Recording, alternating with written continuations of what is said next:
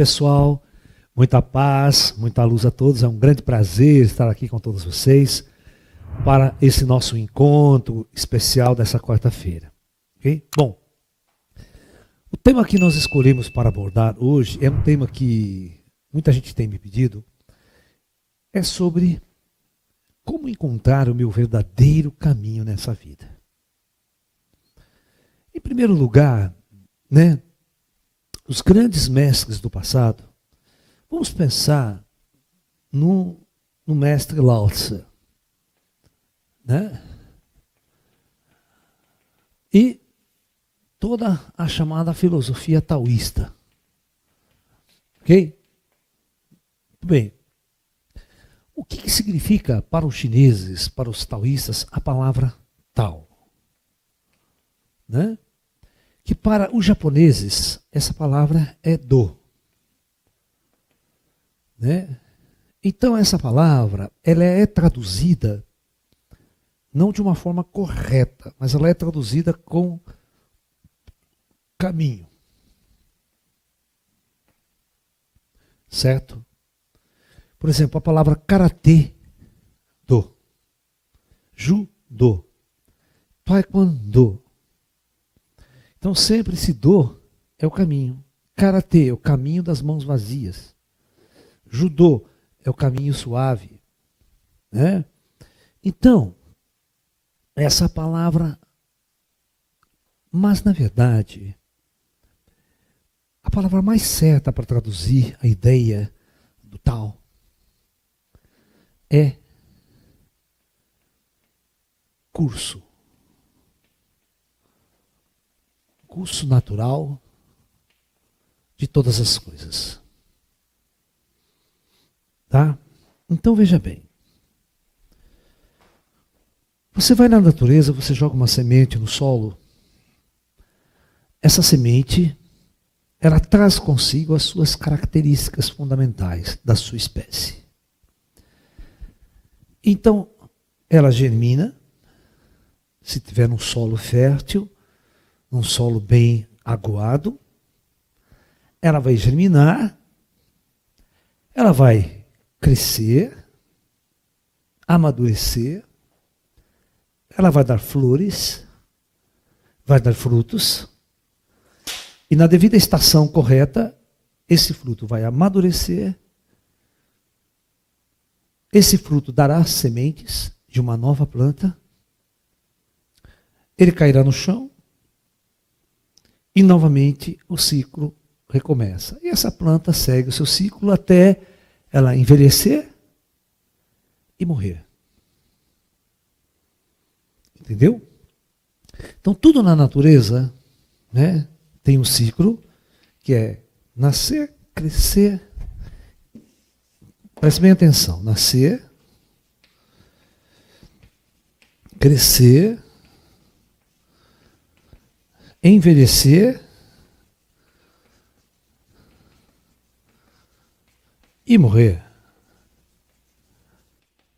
Então, isso para os taoístas é Tao. É o curso de todas as coisas. É a ordem natural de todas as coisas. Dentro da superfície desse planeta. Ok? Muito bem.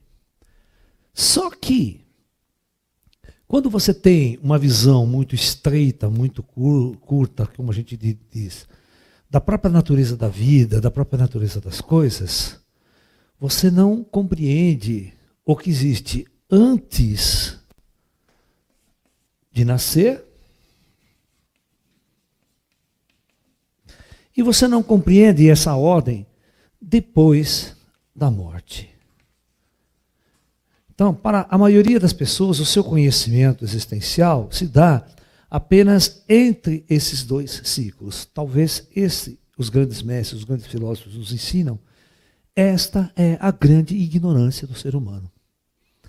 E o fato do ser humano viver distante da sua natureza transcendental, que nós chamaríamos de espiritual, é que faz com que ele esteja concatenado a esse ciclo de nascimento e morte, a esse ciclo de uma vida que aparentemente para ele não tem sentido, não tem lógica, não tem razão. Principalmente quando a própria ciência em que nós vivemos nesse planeta, a chamada hoje inquisitora do século 20, 21, né? Porque antigamente a igreja era inquisitora, o que a igreja dizia era verdade e não podia ser contrariada. Nos tempos mais modernos, né, com o advento da ciência, a ciência se tornou a grande inquisitora. Então, somente aquilo que a ciência diz que é verdade, é verdade. Então, se a ciência não diz que é verdade, não é verdade. Então, a ciência, né, colabora com essa visão existencial, né? É nascer, crescer, envelhecer e morrer. E não há absolutamente nada além disso. Quando não há nada além disso, o papel da existência humana está entrelaçado nessa única realidade existencial que nós estamos vivendo aqui agora. Então isso faz com que o ser humano tente se realizar como ser somente neste trecho existencial entre o seu nascimento e a sua morte.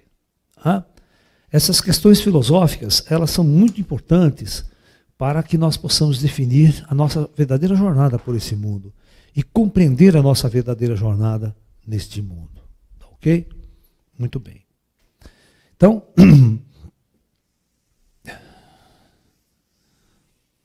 né?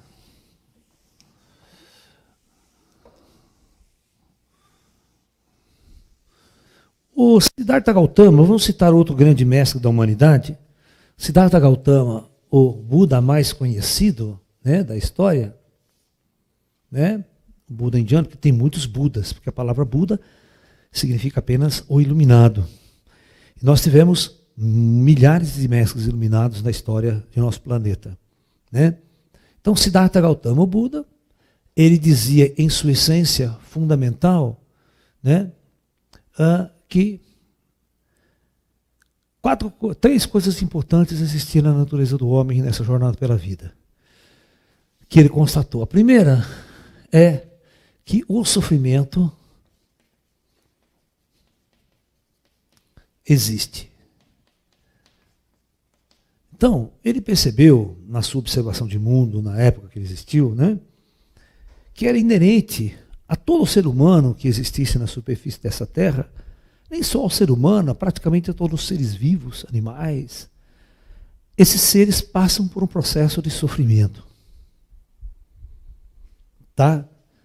Então, quer seja uma doença, quer seja dor, quer seja perdas, quer seja questões emocionais, afetivas, sempre o indivíduo vai ter problemas relacionados a uma questão chamada sofrimento existencial. Tá? Muito bem. 2.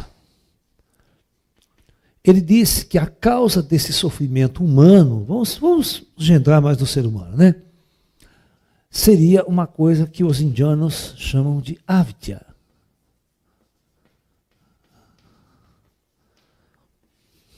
Que seria ignorância. Né?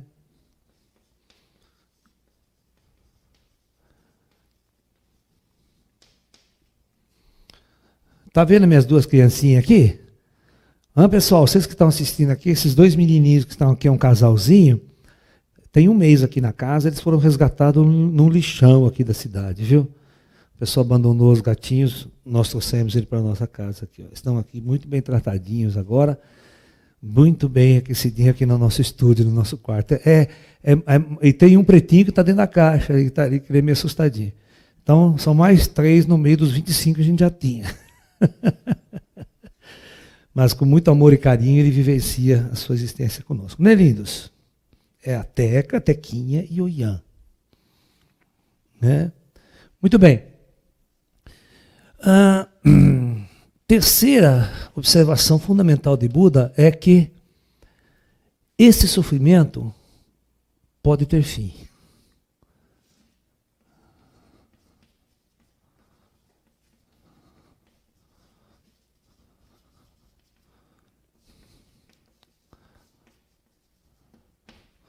Então, esses 3 grandes mestres, né, esses 2 que eu citei agora, ele dizia que essa questão fundamental da existência humana na Terra de viver em constante sofrimento, constante angústia, constante depressão, né? Essa questão tem uma causa, e a causa é a ignorância. Mas que tipo de ignorância? Aí você tem médicos, engenheiros, cientistas, você tem um monte de gente que são sábios de um ponto de vista, né? Mas a que espécie de ignorância ele está falando? É a ignorância do espírito. É a ignorância da sua natureza transcendental e espiritual. Tá ok? Esse é o ponto-chave da questão. É engraçado, né, que encontraram um documento recente na história da Alemanha nazista de uma pessoa, uma carta que uma mulher tinha escrito, uma judia que estava nos campos de concentração. Ela escreveu o seguinte relato, que todo o sofrimento que elas passaram naqueles campos, aquelas pessoas todas nos campos de concentração, todas as torturas, toda a morte, todo o massacre do povo judeu, tinha um culpado na história. Sabe quem ela culpava? Os professores. Olha que louco, os professores. E ela justificava por quê? Porque ela dizia que quem as torturava eram médicos, engenheiros, dentistas, advogados,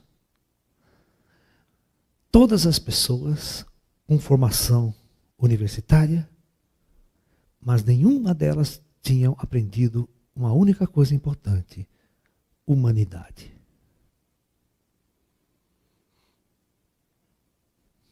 Então, qual que é a validade de um conhecimento técnico, de um cientista, de um engenheiro, de um médico, de um dentista, se ele não é humano? E numa guerra, né, os estrategistas que matam milhares de pessoas, que mandam milhares de pessoas para a guerra, que constroem as bombas, que constroem as armas, os aviões de guerra, são pessoas muito inteligentes. Você quer ver que coisa interessante? Um dos maiores cientistas da Alemanha, né, no final do século XIX, começo do século XX, um químico, que naquela época não existia uma diferença entre física e química, quem era físico, quem era químico, tá? Era tudo mais ou menos a mesma coisa. Ele ganha o prêmio Nobel por criar o adubo químico. Sabe, o NPK? E com isso ele poderia acabar com a fome no planeta Terra. Uma região que antigamente estava o solo muito desgastado, não tinha mais jeito, não dava quase nada, colocava adubo químico, que lá a produção aumentava assustadoramente e você poderia acabar com a fome praticamente da humanidade. Um grande invento para a humanidade. Só que quando chega a Primeira Guerra Mundial, esse mesmo cientista é o pai das armas de destruição em massa, do gás sarin e do gás mostarda. É o inventor de uma das armas mais terríveis na Primeira Guerra Mundial. Então por quê? Onde está o sofrimento? De onde vem o sofrimento? Causado por quem esse sofrimento e por quê? Né? Então o Buda constatou essas três nobres verdades. E como o sofrimento pode ter um fim? Ele também diagnosticou isso. Nós já vamos entrar nesse detalhe, já que você vai ver que todos os grandes mestres da humanidade já apontaram o caminho. É por aqui, ó. Mas as pessoas não vão. E fica neste mundo que elas estão, estabilizado, estagnado. Que é chamado o mundo de Maia, o mundo das ilusões. Vamos ver Jesus, né? O que Jesus nos ensinava com respeito à felicidade, né? Com respeito à realização do ser e o verdadeiro caminho que o ser deveria ter neste mundo.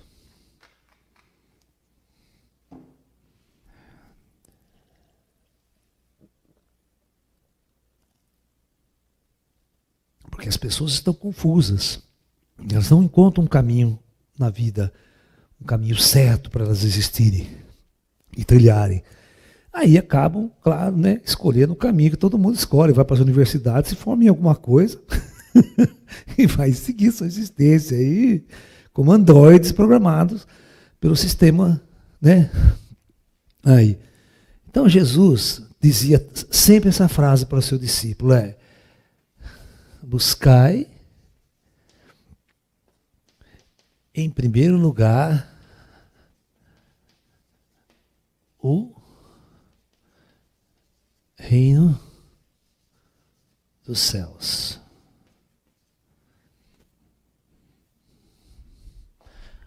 Jesus era unânime em afirmar o seguinte: a única prioridade que você deve ter nessa vida é buscar o reino dos céus.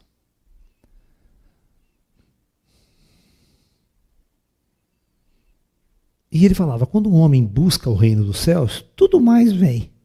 Tudo que ele precisa nessa vida vem, naturalmente. Mas o que Jesus queria dizer com o reino dos céus?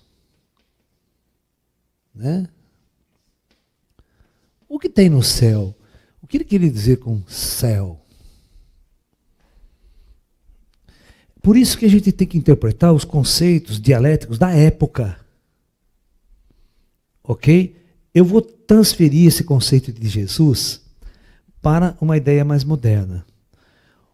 O lance era o seguinte: Jesus conhecia uma coisa, e os judeus tinham uma coisa no judaísmo clássico, que era, presta bem atenção, eles falavam muito numa coisa chamada Jerusalém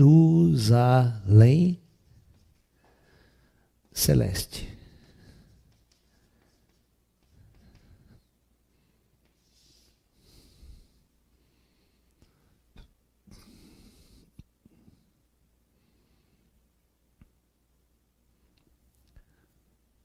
Agora o Lalá vai dizer para vocês o que é Jerusalém Celeste e o que significa céu para os judeus.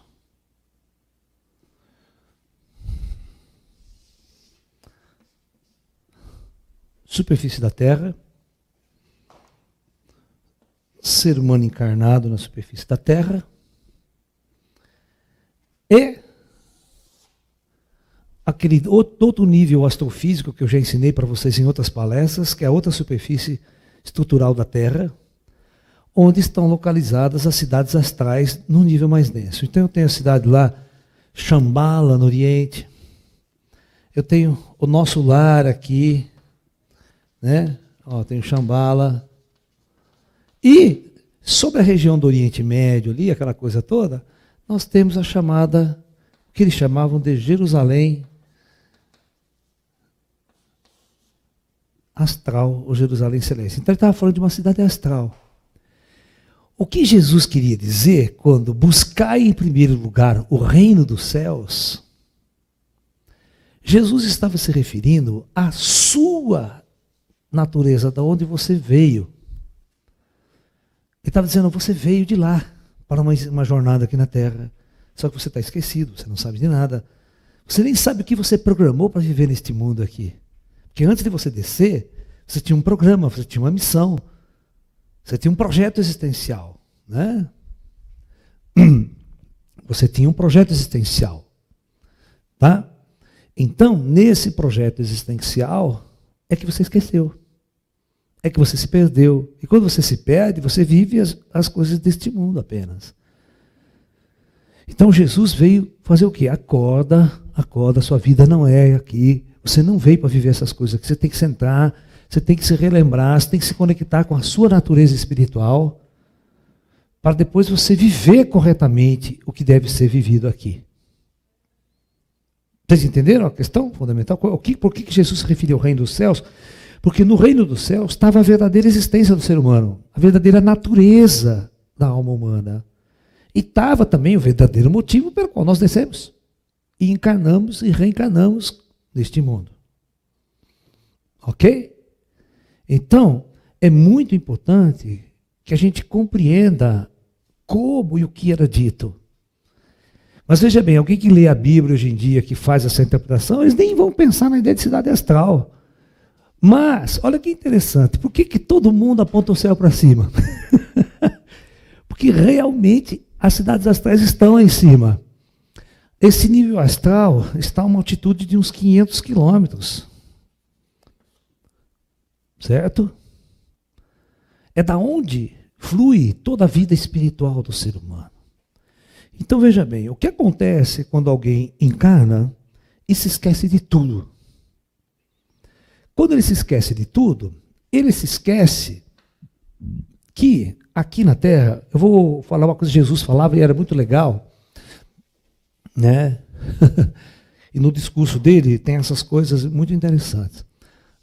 Aqui tem um comando, planetário Terra. Quando Jesus falava, meu reino não é desse mundo. Eu vim aqui, estou vivendo uma experiência aqui, mas eu tenho consciência de que meu reino não é desse mundo. E você, Herodes, e você, César, vocês não são meus reis. Se o meu reino não é desse mundo, aonde está o rei? Então ele dizia um termo, né? Meu Pai que está no céu. Quem dirige essa coisa dos reinos celestiais? Quem coordena os reinos celestiais? Vamos, para simplificar, nós chamamos de comando planetário, mas Jesus chamava de Pai. Meu Pai que está no céu. É um termo mais fácil de ser compreendido na época. Né? Entendeu? Então, isso significa o seguinte, que nenhum homem pode se realizar neste mundo sem entender a sua natureza, para onde ele vai após a morte e de onde ele veio antes do nascimento. E esses ciclos reencarnatórios sucessivos é uma das regras que Jesus conhecia. Jesus conhecia muito bem as regras. Por isso ele sabia que quando uma pessoa morria, ela ia para o plano espiritual. É engraçado que João Batista, o João Batista batia de frente com Herodes. Ele batia de frente com os caras. Né? O João Batista ele era mais... E o Herodes sempre falava assim, ele, vou mandar te matar, João Batista. O João Batista estava preso já a essas alturas, sabe? Eu vou mandar cortar sua cabeça, vou mandar te matar. Ele falou, então quer dizer que o senhor vai me libertar? O Herodes ficava mais puto da vida porque ele não tinha medo da morte. E por que ele não tinha medo da morte? Porque ele sabia dessas existências. Eram indivíduos que compreendiam que a morte não passava de um processo de libertação desta condição muito difícil que os homens viviam no passado. E vivem até hoje.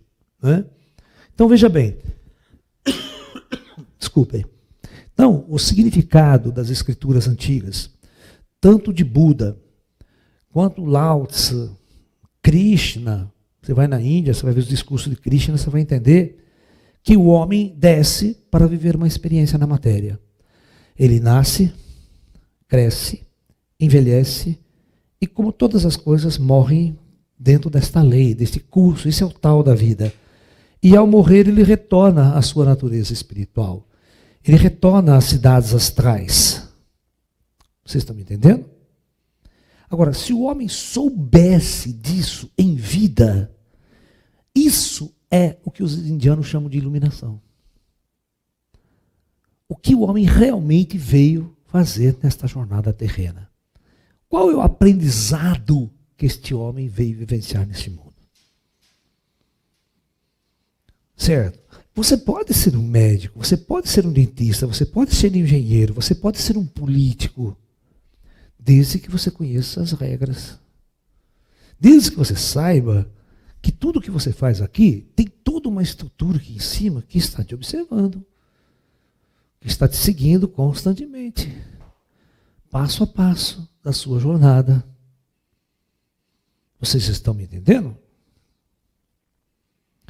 O homem precisa compreender o verdadeiro sentido de estar encarnado nesse mundo, para que ele possa, então, tomar as decisões corretas na sua vida e saber qual é o melhor caminho, a melhor atitude a tomar. Para ele sair de depressão, sair de angústia, sair de disputas inúteis, vivenciar o seu jogo do ego, roubar, matar, torturar o seu próximo, impor ideologias absurdas ao seu próximo, e aqueles que não concordam com a sua ideologia é massacrado e morto. Nós quanto não vimos isso nas disputas políticas pelo mundo afora, desde tempos imemoriais. Né? Se o homem percebesse que ele tem uma natureza espiritual, sua jornada na Terra seria totalmente diferente. Você vai ver que todos os avatares da história querem despertar o homem para a sua natureza espiritual. Né?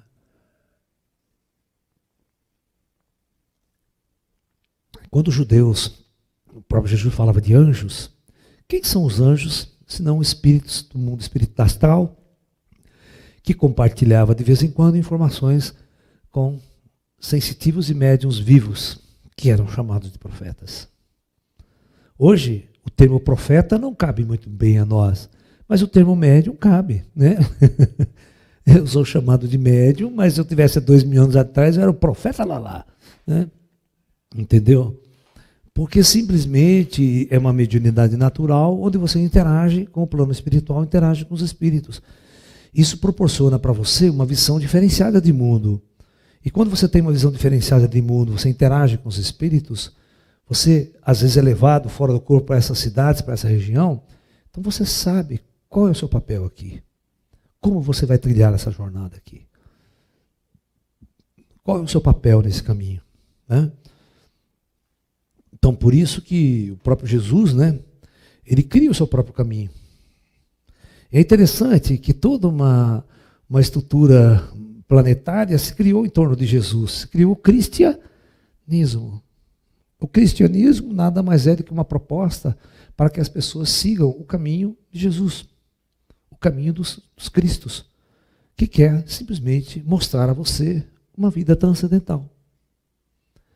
Só que, claro, os cristãos modernos, eles cometeram erros gravíssimos, que é não entender o conceito da reencarnação, que é clássico para você entender a ordem evolutiva das coisas.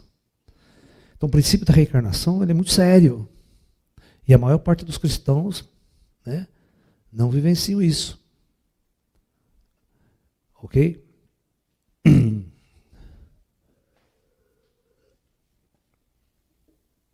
Claro que o espiritismo no mundo, né, veio para fazer uma mudança em cima do cristianismo, porque o budismo sempre foi reencarnacionista. Né? Chineses taoístas sempre foram reencarnacionistas. Entendeu? Perguntas? Vamos lá então.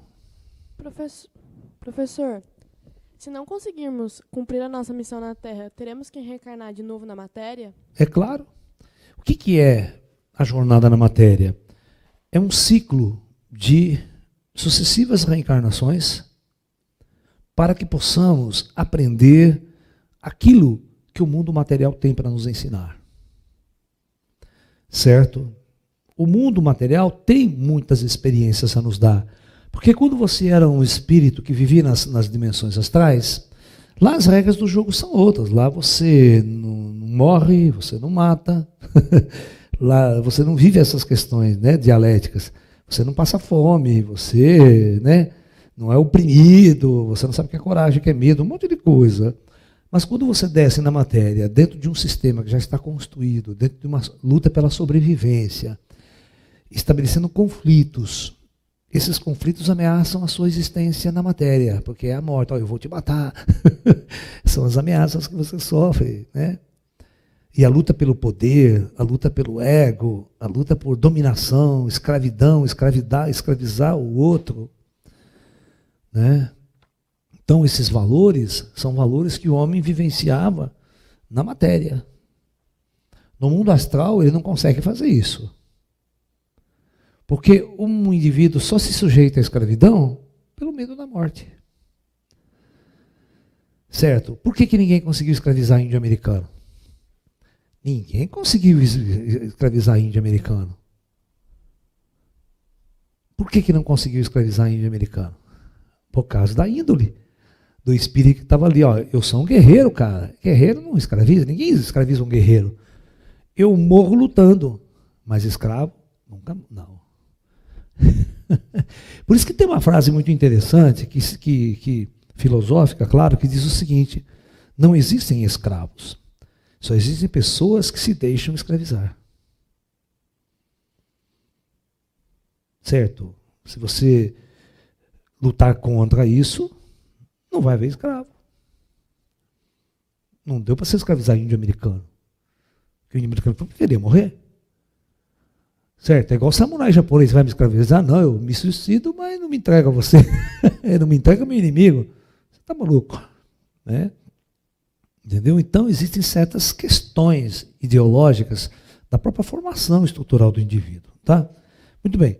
Então, o conceito, né, de encontrar um caminho pela vida, né? Então, vamos ver. Jesus nos indicava o reino dos céus.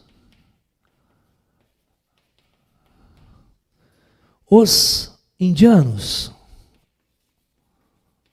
Krishna, né, e todos os seus seguidores, Krishna, Rama, né, nos ensinava o caminho do yoga, que era a união. A palavra yoga significa união.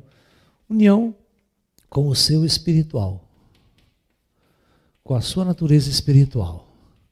É tomar consciência, integrar-se ao teu espírito, viver em função do seu espírito, da sua natureza espiritual e não da sua natureza material. Né? Nós somos espíritos que estamos vivendo uma experiência na matéria. Nós não somos entidades materiais que vamos nos tornar entidades espirituais. Essa é a diferença muito grande de conceito. Os cristãos, na maioria que não são espíritas, eles têm essa visão, que são seres materiais que ao morrer vão se tornar seres espirituais. Mas que não tem nada pretérito, não tem reencarnação, né? Nasceu aqui agora. Né? Ok? Né? Os budistas, né, pregam um caminho, né? O caminho de Buda é o caminho dos Budas, que é a jornada para o despertar. Então, todas as práticas budistas só têm um objetivo: despertar a sua consciência espiritual.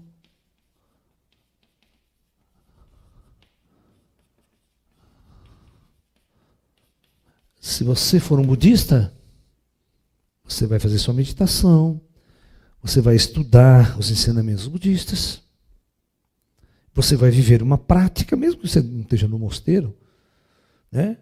Por quê? Quantos cristãos não tem? Ninguém está dentro de um convento, né? Está dentro de um seminário de padre, né? Certo, mas você se julga um cristão, você tem um comportamento cristão, né?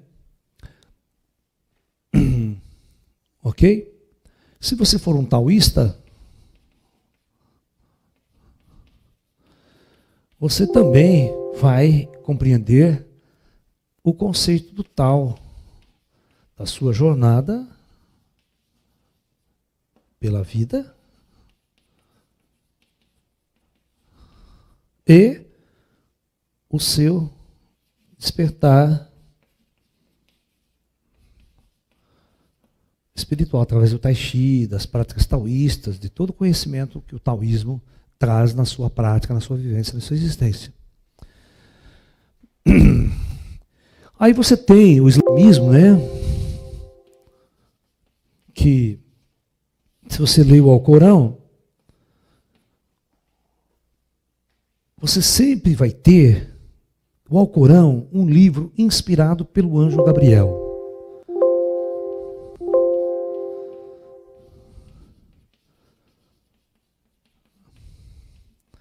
Veja bem, um anjo conversando e dialogando com um vidente, com um médium, com um sensitivo, que vai escrever as leis divinas. Claro que essa comunicação vinha de um ser espiritual, de um ser que vivia no plano astral. Então, Maomé, ou o Mohammed, né, para os árabes, recebe o anjo Gabriel, que é o mesmo anjo da Anunciação, que anunciou a Maria a vinda de Jesus, é o mesmo anjo. Né? Entendeu? Então você tem a comunicação de um ser invisível, de um ser das cidades astrais. Para que Maomé também colocasse a todos os seres humanos a importância do conhecimento da natureza espiritual do ser humano. É isso aqui, todos eles são iguais. As interpretações que as pessoas vão fazer depois é que dá essa salada de religiões. Mas, fundamentalmente, todos esses mestres estavam apontando o caminho do espírito. Estavam apontando para você a sua natureza espiritual. E como a vida do ser humano é passageira na superfície desse mundo. É uma experiência, uma jornada, tem começo, meio e fim. Todos nós somos projetados para morrer. Este corpo não é projetado para existir eternamente. E isso que nós temos que aceitar com naturalidade. É tão importante nascer quanto morrer. Fazem parte da mesma mesma jornada, do mesmo caminho.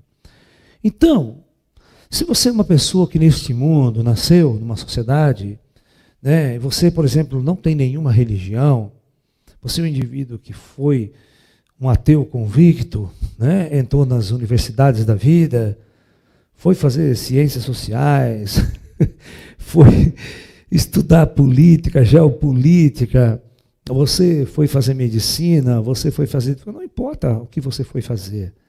Tudo isso encobriu a sua verdadeira natureza.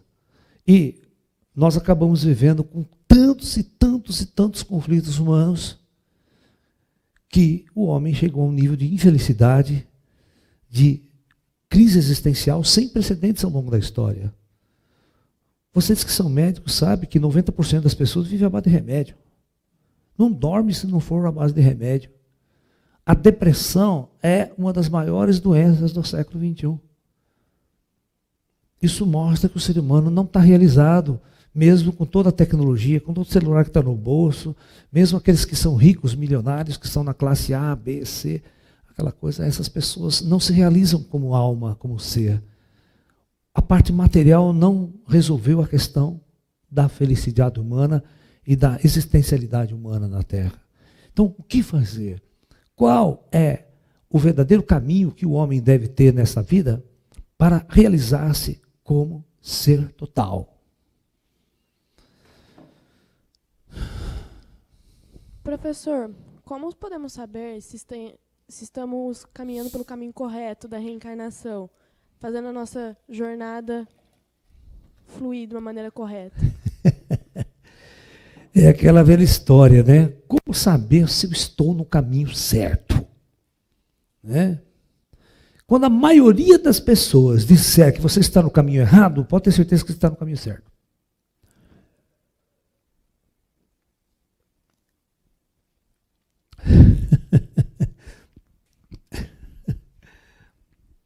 Quando alguém te chamar de louco, sabe que também você está no caminho certo. É porque existe uma classe nesse planeta que se julgam normais. É a mais doentia de nosso planeta. Né?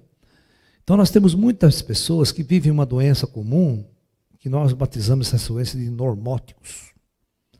Né? Aquele cara que acorda todo dia de manhã, liga a programação, vai trabalhar, 12 horas por dia trabalha, volta para casa, senta, liga Jornal Nacional, televisão, tal, consome aquilo, vai dormir, volta para o trabalho de novo e passa aí 30, 40 anos e consegue ganhar aquele famoso prêmio do operário padrão. Não existe coisa mais doentia que um ser humano pode ganhar nessa terra do que o prêmio de operário padrão. Né? Operário padrão é o cúmulo do androidismo e da escravidão humana do século XX, XXI, da Revolução Industrial. Né? Quando vem o advento da Revolução Industrial e o indivíduo se torna aquele Charlie Chaplin mecânico, né, em tempos modernos, né, vira aquele androide padrão de parafusar o dia inteiro, ficar naquelas indústrias, com a esteira está passando, está colocando um transistor e tal. Certo? Aí você vai entender o que é ser um androide nessa existência. E você que tem um título de engenheiro aí, um título de médico, você passa a ser um funcionário padrão de alto nível mais, mas o Android é o mesmo. A programação continua a mesma. Né?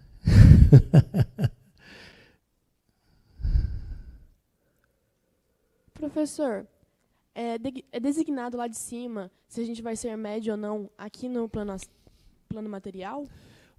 Não é bem assim. Alguns, sim, alguns encarnam com o dom natural da mediunidade. Porque se não tivesse esse dom natural da mediunidade, bicho, ninguém acordava nesse planeta, cara. As trevas é tão grande neste mundo, que para sair do buraco tem que vir alguém acordado. Porque pela inteligência humana ele não consegue acordar. Porque a inteligência humana é desse tamanho, ela é muito pequena. Ele gira em torno do mesmo lugar e não encontra saída. Você está entendendo? Porque se fosse assim, os grandes cientistas já tinham resolvido o problema da felicidade humana. Os grandes filósofos, Nietzsche, todos esses grandes já tinham resolvido todas as questões existenciais da humanidade. Não é? Mas a gente está percebendo que nós estamos com 8 bilhões de almas encarnadas, todas completamente seguindo. Né? Hoje nós temos uma coisa interessantíssima, cara. Você pega todo mundo com o celularzinho na mão ali, ó. Né? Todo mundo olhando para o celular. Cara, o universo das pessoas se tornou isso aqui agora, ela não sai daquilo ali. Não existe mais o mundo aqui fora, não existe mais as estrelas, a galáxia. Certo? Elas não vivem mais, você está entendendo? Elas vivem num universo que não existe, que a gente chama de um lugar virtual, né? Uma realidade virtual. E por que elas fazem isso? Para fugir da realidade natural, que a realidade dela é uma droga, é uma realidade de um escravo, de um androide, de um indivíduo que não tem, a vida dela é mesmice, totalmente mesmice.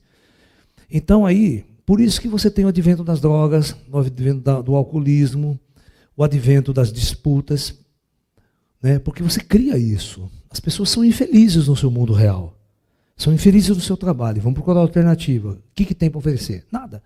Show de rock, certo? Vamos pegar a mulherada na zona, você está entendendo? Vamos fazer o quê? Vamos satisfazer esses elementos básicos. Aí você bebe, enche a cara, usa uma droga, está com outro estado. Nossa, fica numa coisa maravilhosa. Ele sai do real, do diário dele. Então ele se sente muito bem quando está fora da realidade. Porque quando ele volta na realidade, a realidade dele é uma merda. A vida dele é uma droga. Por isso que ninguém recupera drogado. A coisa mais difícil do mundo é recuperar drogado. Por quê? Principalmente a ciência normal, a psicologia normal não tem, porque não tem o que oferecer.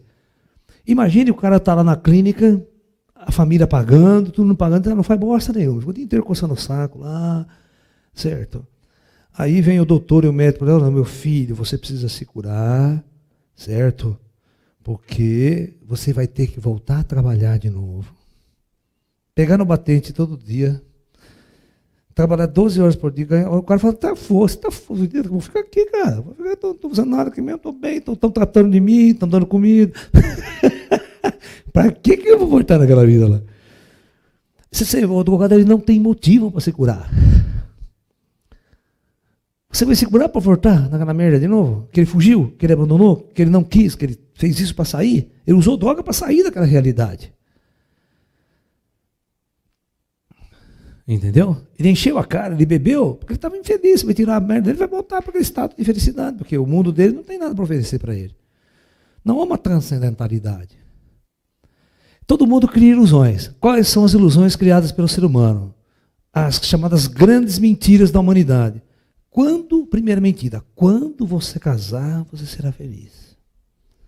Essa é a primeira mentira da civilização ocidental. Outra mentira fantástica, quando eu me formar, olha, depois que eu me formar, aí sim, você não sabe a merda que você vai entrar depois de você se formar. Sabe o que acontece? Enquanto ele cria ilusões, projeta a ilusão para o futuro, ele vai andando. Mas quando ele chega no fim, pô, e agora o que tem? Nada. Vou ter que trabalhar aqui num corno 10 horas por dia. Então, o mundo não tem uma saída existencial para o ser humano. A sociedade não tem. Você pega os discursos dos políticos. Não, qual que é o discurso do político? Pode ligar, porque você vai ter emprego, você vai ganhar um salário digno. Tá bom, e daí? Grande merda, todo mundo tem salário digno aí na Europa, nos Estados Unidos, então é uma infelicidade total. E não é essa a solução. Certo? Professor, alguns espíritos podem encarnar no planeta Terra sem ter planejado a sua vinda? Não. Nenhum espírito encarna sem planejamento. Todos estão aqui porque querem estar aqui e vieram dentro de uma jornada, dentro de um conhecimento profundo do que viriam fazer aqui. Bom, mesmo os espíritos umbralinos, professor? Mesmo os umbralinos. Os espíritos umbralinos não são burros, cara. São gente inteligente, são generais, são soldados, são gente que estudaram. Sabe? Espíritos umbralinos não são gente burra. Vocês têm que entender isso. Não existe reencarnação compulsória. Cara, as pessoas são inteligentes, as pessoas estão em determinados estados porque querem estar naqueles estados. Entendeu? Bom, vamos relatar uma coisa então. Então nós temos o mundo social, né? Que é a nossa sociedade. Então, o que um homem vive na nossa sociedade todos os dias? Então, a luta pela sobrevivência. Sobrevivência. Então, esse indivíduo tem que sobreviver. Então, para sobreviver, ele tem que trabalhar.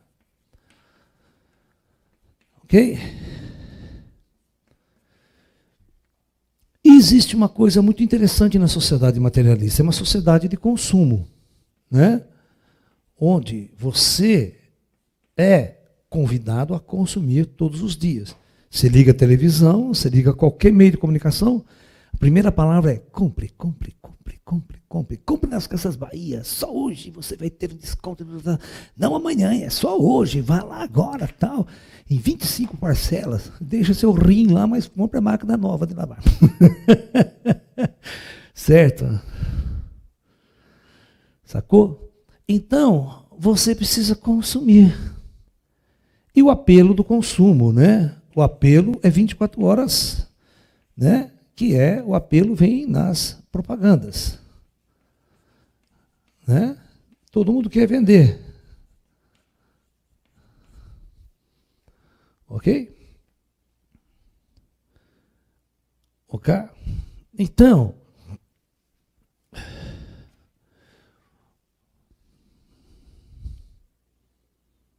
e nós sabemos que uma sociedade real existe um limite para o seu consumo. E o limite para o seu consumo é o seu salário, né? Certo? Ok? Nós não vamos fazer uma discussão aqui de capitalismo e comunismo, não, pelo amor de Deus. Tá? Nenhum dos sistemas funciona se você tiver o mesmo homem. Qualquer sistema funciona no mundo perfeitamente se você tiver um homem centrado. Não precisa nem ser comunismo, né? Funciona certinho, se você tiver o homem certo.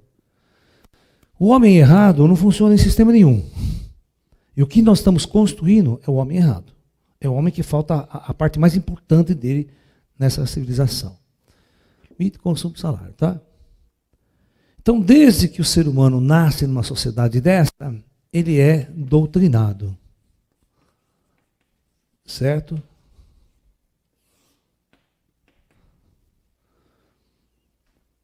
Ele é doutrinado para acreditar em verdades absolutas.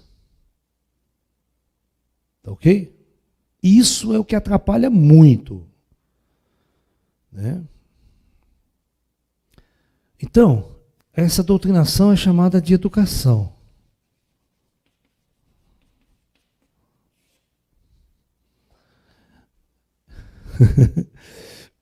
Certo? E a ideia, né? A esquerda sempre quis enfiar, e muita gente quis enfiar isso, né? Estado laico. a ideia de Estado laico é uma educação independente da religião. Você não mistura religião na educação. Essa educação que ele vai receber é uma educação sistêmica. O que é uma educação sistêmica? É simplesmente você viver no sistema. Né? Muito bem. Então, essa educação é apenas uma educação sistêmica. Você vai aprender a trabalhar, você vai aprender a ser alguma coisa do que o sistema precise. Um médico, um engenheiro, um advogado, o que o sistema precise. Né? Você tem que ser aquilo que o sistema precisa. Eu lembro muito claramente, quando eu era jovem, eu adorava eletrônica. Certo? Eletrônica, ciência. Mas a minha cidade aqui só tinha indústrias metalúrgicas. Então o que o sistema fez? Trouxe para a região somente escolas voltadas ao ensino da mecânica. Mas eu não queria. Mas eletrônica aqui, só lá não sei aonde você vai fazer eletrônica. Mas espera aí, eu não tenho dinheiro para sair de casa, para estudar em outro estado, fora daqui. Eu quero estudar aqui, eletrônica. Não, eletrônica não tem. Nós não precisamos de eletrônica aqui. Ou seja, o sistema te usa. Você vai se formar naquilo que eu quero que você se forme. Você vai estudar aquilo que eu quero que você estude. Você não vai estudar o que você quer. Então, o sistema impõe isso. Estamos precisando de médico, então vamos todo mundo estudar medicina agora. Mas eu não gosto de medicina, não quero medicina. Não, estou precisando de médico, vai ter que estudar medicina. Entendeu? Então, você cria uma educação voltada às necessidades do sistema. E não é uma educação voltada às necessidades da sua existência como ser. Então, quando você se forma e se depara com esse vazio existencial que não foi fornecido pela educação sistêmica, eu sempre pergunto para os meus alunos, você estava fazendo universidade, algum professor ou teve alguma matéria que se preocupou se você estava feliz? Se você tinha algum problema existencial, né? A universidade não está nem aí com você, cara. A universidade quer que você se foda. Não sabe se você está bem com a sua namorada, se está triste, angustiado e tal. A universidade quer que você faça a prova e tire nota e dá um rótulo para você. A universidade só serve para isso. Né? Eu chamo de hospício. Né? Inclusive tem a USP em São Paulo, que a gente sempre chamou de hospício. Né? Né? Então, veja bem. E outra, os professores universitários, eles acham que eles são os senhores do universo, né? Não tem mais ninguém acima deles, né? A sabedoria parou ali, o universo acabou ali. Né? Bom, e a parte espiritual ficaria então a cargo das religiões. Ok? Mas se você pegar um país como a União Soviética, como a China, Coreia do Norte, Cuba, todos os países que são marxistas, que são comunistas, a religião está 100% proibida. Existencialismo espiritual, qualquer atividade espiritual vai ser pelotão de fuzilamento. Não se esqueça que quando a China invadiu o Tibete, o seu expansionismo comunista, 6.000 mosteiros foram destruídos pelos chineses. E o Dalai Lama, que era o governador interino do Tibete, que era um monge, que era uma república laica, vamos assim dizer, não vamos chamar de república, não era república, mas era um estado governado por um monge budista, foi destituído totalmente, e se fica lá, os negros fuzilam o Dalai Lama. E ele foge para o norte da Índia até hoje lá. Entendeu? Então, você tem uma situação onde nem a espiritualidade lhe é permitida. Então, a crise existencial dessas pessoas é muito difícil. Tá? Por exemplo, um grupo de chineses, há um tempo atrás, resolveu montar um grupo de meditação. E começou pela internet e tal. Pá. Bicho, o governo chinês foi lá. O criador da seita fugiu para os Estados Unidos. Se está lá, é pelotão de fuzilamento. É contra as leis, né, do comunismo ideológico. Então, é um Estado que te doutrina, um Estado que te dirige, ou um Estado que policia os seus pensamentos. E o que você deve pensar, o que você deve saber e o que você deve conhecer.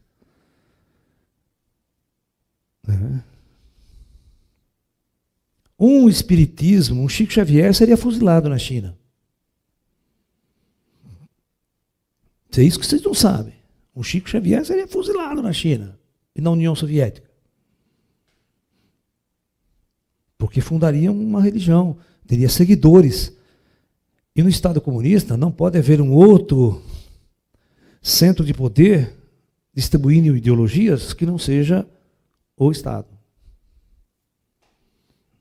Ok? Então que fique bem claro isso.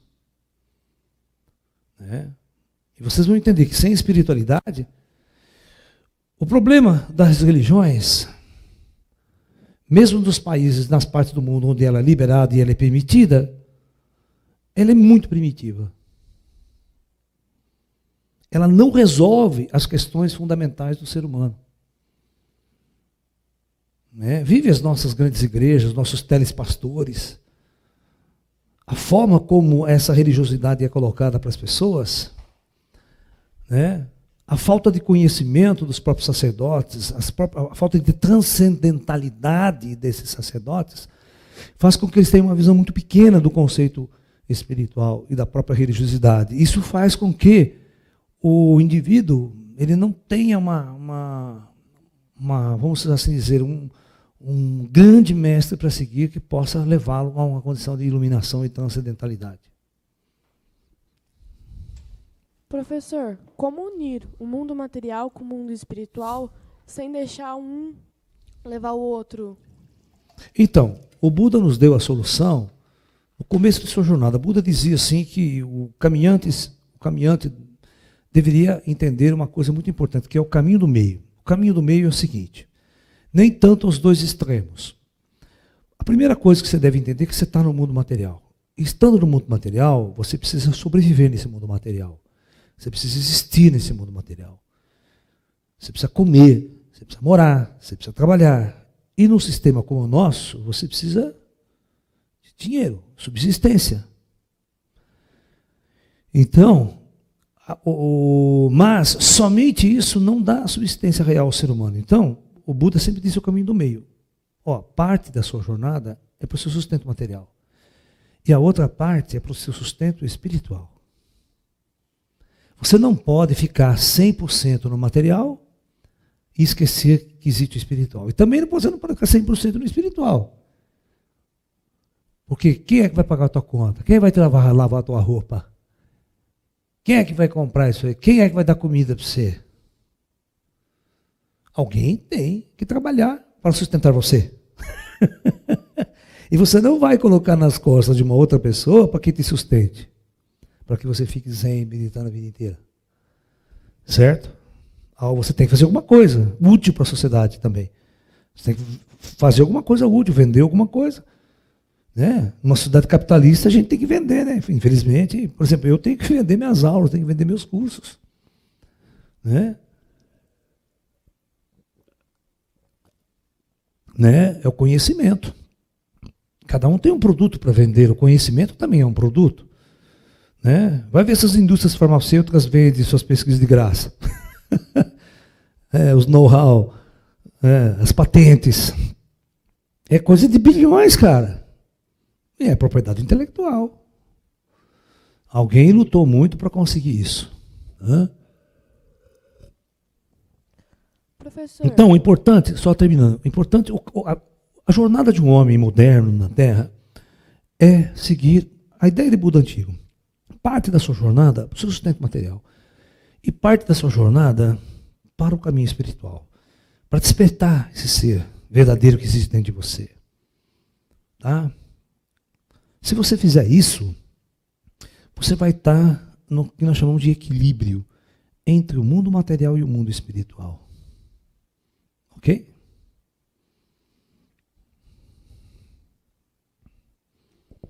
Professor, Oi. espíritos evoluídos reencarnam na matéria? Depende. Depende do porquê, né? Existe um conceito, talvez errado, do que seja evoluído.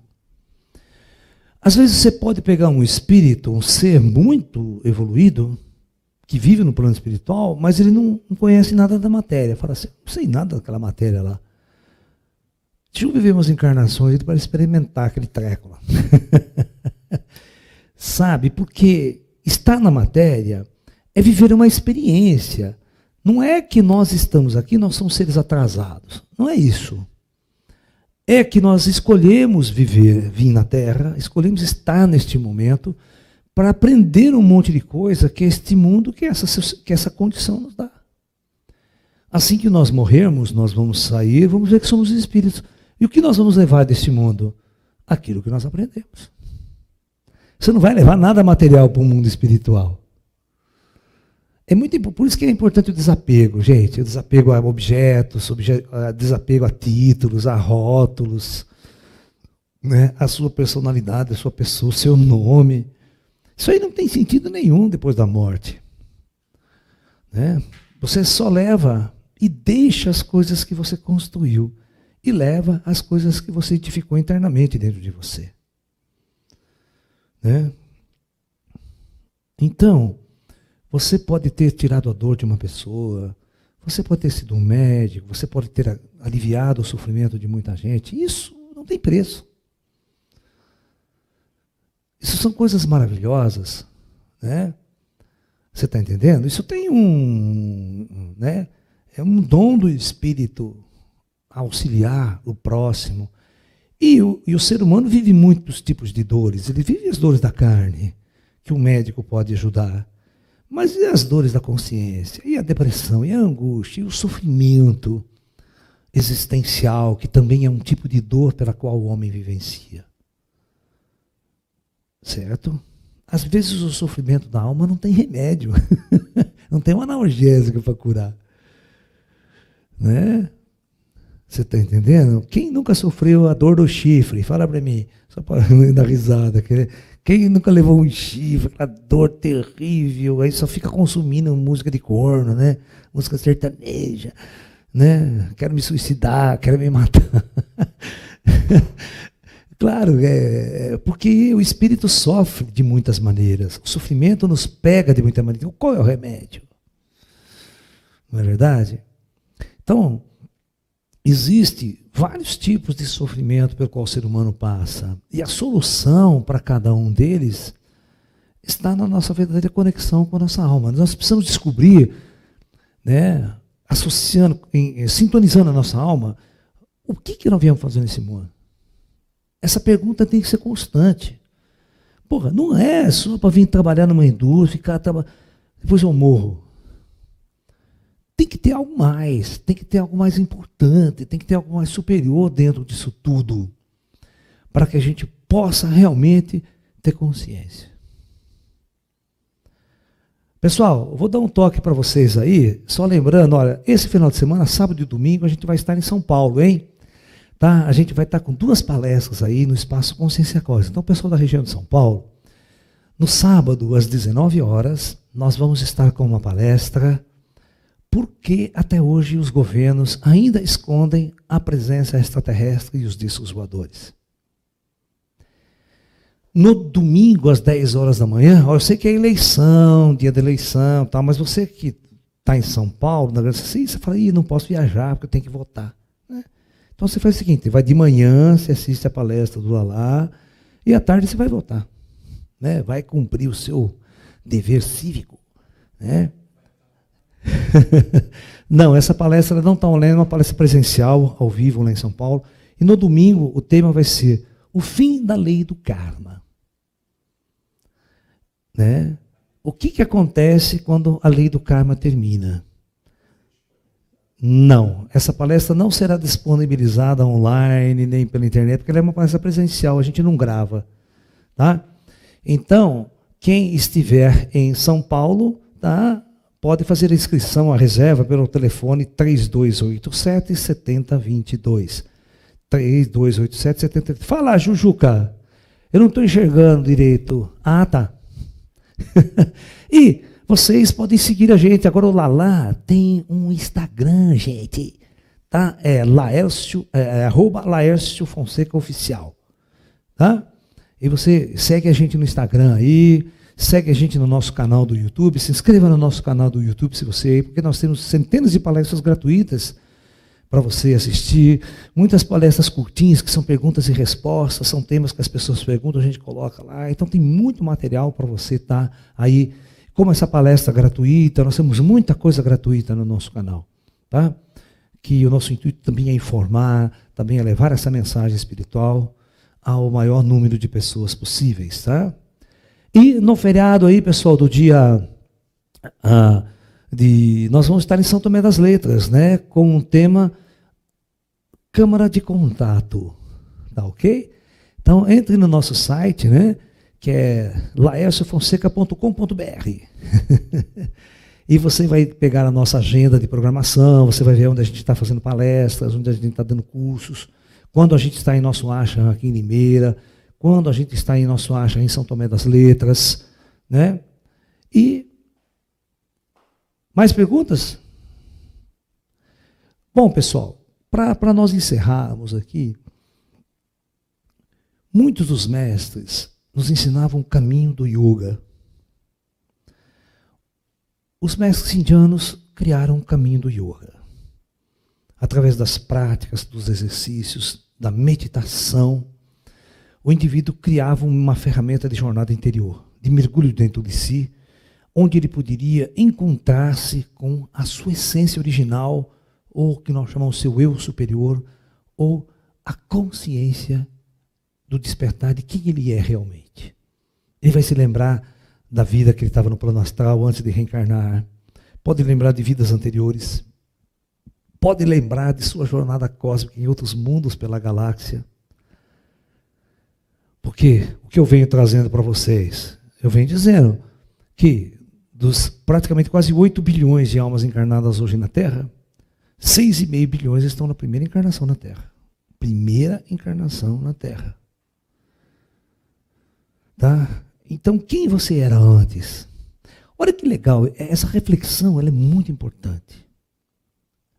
Se 7,5 bilhões de almas, ou 6,5 bilhões estão na primeira encarnação, o que toda essa gente veio fazer nesse mundo? Nesse momento. E outra, por que vocês não se lembram? Imagine se você se lembrasse que você não é desse mundo, cara. O que mudaria na sua vida? O que mudaria na sua programação mental de Android? Quais seriam as suas mudanças que você realizaria na sua vida se você tomasse consciência de quem realmente você é? E por que você escolheu, junto com 6,5 bilhões de habitantes, estar nesse mundo agora, nesse final de ciclo planetário Terra?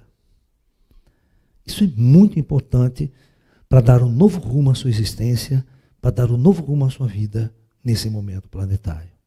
Ok? Pessoal, muita luz, namastê e até um próximo encontro a todos, ok? Namastê, pessoal, muita luz.